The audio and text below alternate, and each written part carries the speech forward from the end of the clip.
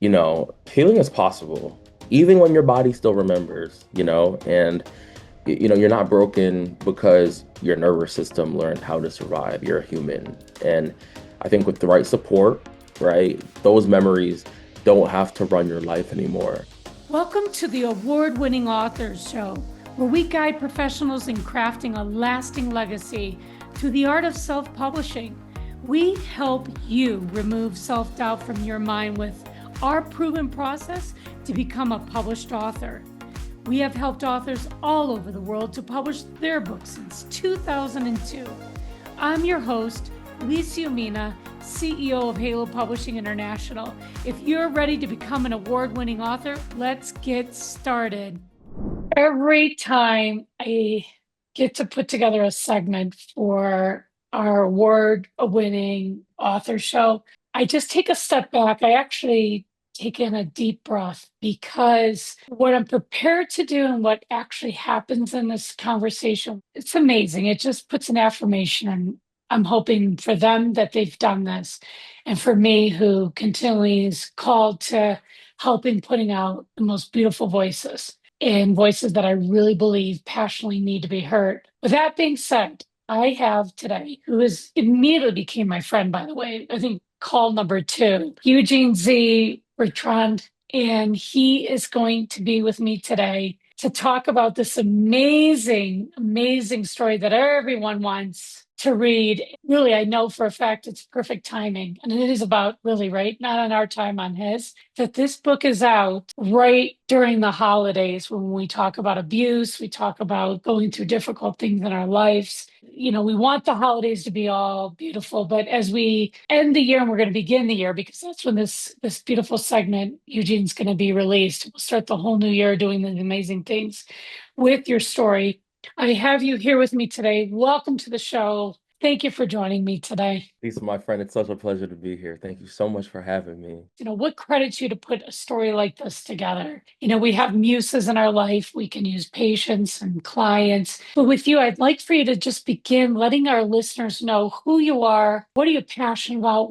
Why does that tie in your everyday life into this story? Yeah, that's a really good question. I'm somebody who's always just been a very curious person, right? And I think one of the few ways that I've always been able to kind of express myself was through writing. And I went through a very traumatic situation, and the way that I was able to kind of just heal from it and kind of process it was through writing. I'm also a Master of Social Work candidate at Columbia University, and I have a lot of different training in just like mental health and all of these different things. And I feel like, a lot of the professional training that I've been given really just kind of taught me that, trauma, which is very heavy in my book, very prevalent trauma, it doesn't move in straight lines, and I think that the character in my book, his journey includes setbacks and emotional numbness and moments of self-blame, and I think that the one thing that I'm really passionate about is just giving trauma-informed care, right? And I think having trauma-informed care helped me honor the nervous system, the environment, and just the long impact of harm. So that's a little bit about me, and Well, yeah. well, with your background, let's hit on that. If you've experienced trauma, right, and or have had it in the past, childhood trauma, we deal with trauma really all our life in different aspects. If you had to recommend one thing, based on your career direction and what you're doing, and I know you might spell it out a million times in what you say every day, but what happens, Eugene, if you don't deal with the trauma Oh man. professionally? Yeah, I think if you don't deal with the trauma, there's a lot of things that can happen, right? I think that your trauma can spill into your work in whatever field you're in. For me, I'm in the helping profession. I'm a social worker, and so I'm very passionate about taking care of myself. So that way, when I'm sitting with a client, and all the work that I do is client centered. And when I'm sitting with a client, the last thing that I want to do is kind of put my own trauma onto them or to have my trauma kind of show up in my work. And if you don't deal with your trauma, there's so many different things that can happen. You can react in different ways that are unpredictable in ways that you might not even recognize that you're acting out. And, it can have an effect on so many different people. It can have an effect on, the environment that you're working in, the client, even your family. And a lot of people don't think Right. about that, you know, your Right. family. Even children. If you don't deal with it and you get married and your spouse and your children are carrying something that you haven't Yeah, dealt with. And so then they induce this trauma and then continue to be in a trauma situation, even though they haven't dealt with it. And I'm learning this as I'm working with other clients too that are writing books about childhood, the baggage that we carry, right? And so yeah, if we don't deal with it, it yeah. comes with us. And so some Yup. things we don't mind when we're traveling, we'll carry the suitcase, but not in a relationship, right? No, So can't. for me, you talked about the character. Talk about the character. Talk a little bit about the book. Yeah, I'd love to. Let's start here. So, my character, it's based on the main character, Nathan. He is, his mother's driving force, and his mother's name is Angela, and she is actually a mental health provider in the book. And Nathan and Angela are enduring domestic violence from Angela's husband. His name is Richard. And Nathan and Angela, they're going through this journey together as mother and son. Again, they have a very close relationship, but during that time, their relationship kind of fractured because, Nathan as a child, he's trying to figure out what domestic violence is, what that looks like, but he's seeing the bruises on his mom. He's seeing the emotional residue that the violence and the abuse is kind of leaving on his mother. And it falls onto him as well. And with Nathan, it was a really difficult challenge for him in the book. He goes through so many different things in the book because, he actually ended up going into the social work field as well because he recognized that the best way to kind of hold space for people is to take care of yourself first, but also kind of recognize that there is an issue and there's such a stigma when it comes to domestic violence. He actually almost, lost his life. He had a situation with Richard, and that showed him, okay, I want to go into this field. And there's a stigma that a lot of men, they don't, talk about their endurance with domestic violence because there's a stigma. There's really no script for men to say, I'm being hurt. In the book, Nathan and Angela, they slowly kind of lose their sense of self, but slowly but surely they're able to kind of reclaim that together. Oh, come on. We're living in a world where they say men are not allowed to cry, let alone Yeah, talk about something like this. So I love that you give really a platform for someone, a man, a boy, to yeah. feel that it's okay, it's normal to talk about my feelings and to get out. Because if you don't, we obviously know there's a lot of different paths to choose if you don't deal with that trauma. So Exactly. anyone that's picking up this book, what is it that you hope that the book leaves behind for the readers? I think that's a really good question, Lisa. I think when I was writing the book, I wanted people to have opportunity. And I think once the book concluded, I wanted the book to leave behind permission, right? I wanted people to have permission to speak, regardless, men, women, non-binary, whoever it is. I wanted people to feel like they had permission to speak, to feel, and to believe in yourself, even when nobody else does, in whatever situation you might be going through. And I think that if, somebody could read the book, I'd want them to read, there's a moment in the book where Nathan, the main character, he realizes that surviving wasn't a weakness anymore, despite what the societal stigma was saying. It was really endurance. And I want people to recognize that strength is, your superpower, and you have permission to heal through this narrative, and every page matters because, so many survivors tend to go through what they've endured. And I think that some might, think they might have failed when in reality they fought every single day just to exist. So to answer your question, I think my goal in writing this book was to provide people the opportunity just to feel and to Exist, like you said, to exist.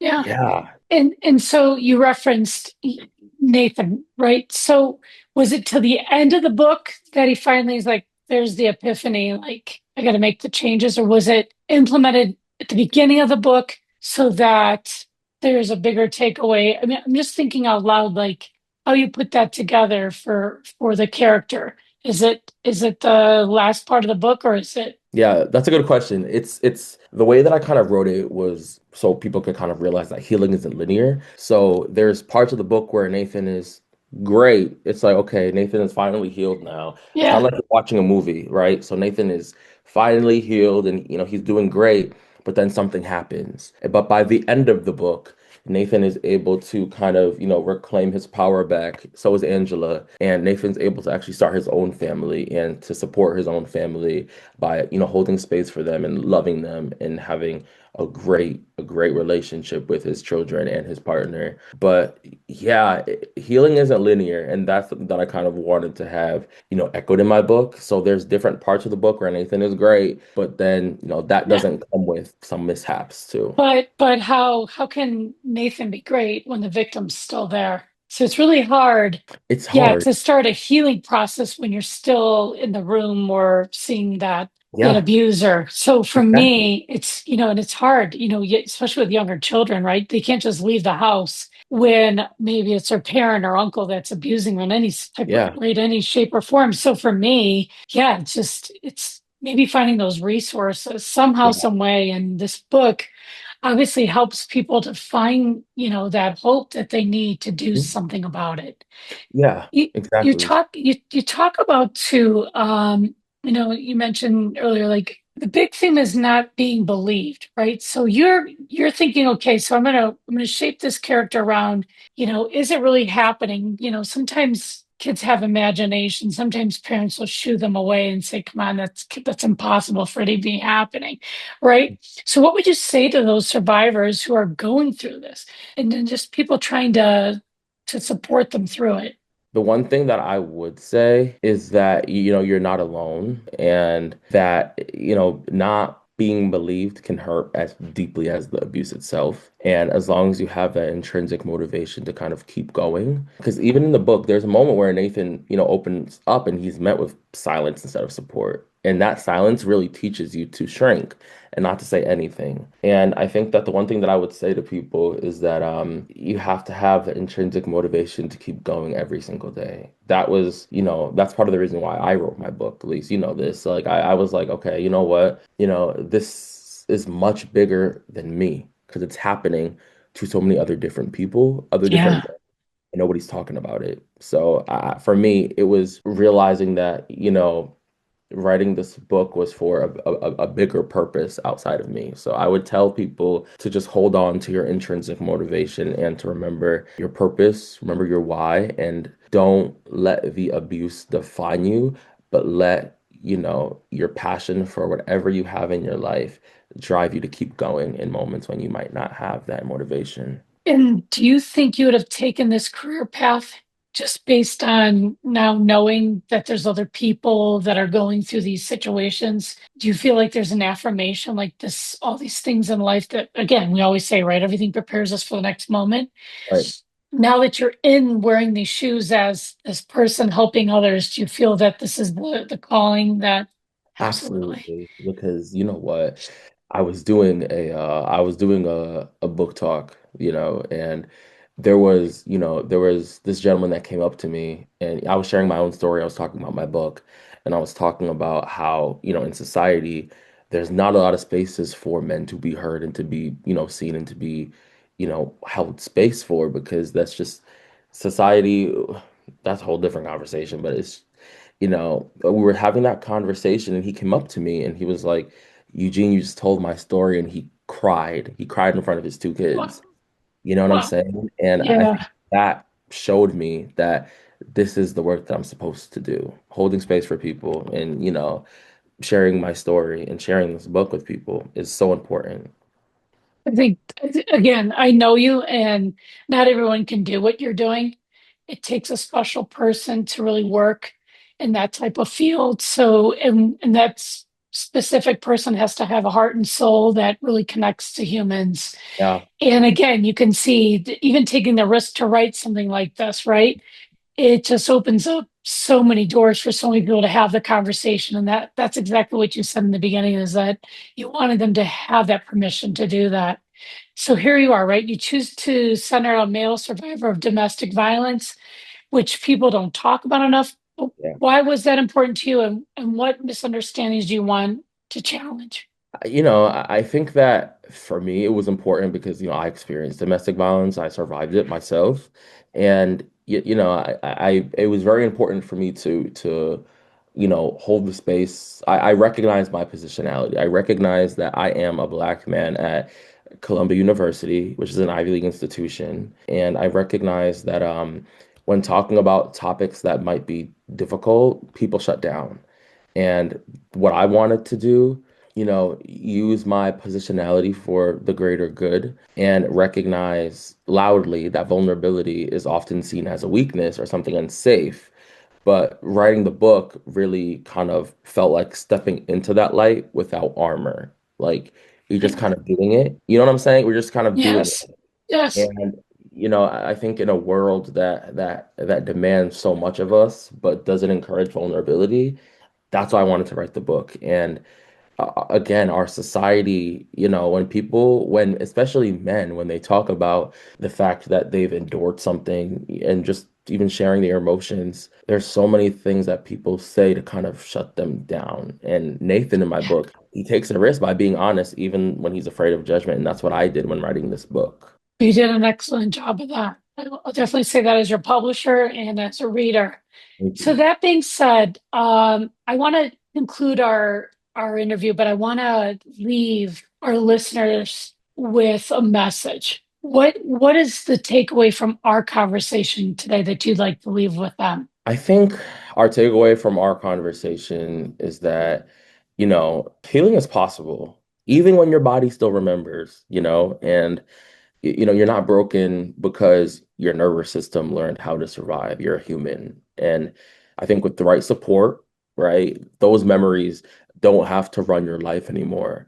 And you can do this, you can get through this. I'm a living testament that if you want to do something, like, I published the book at 22.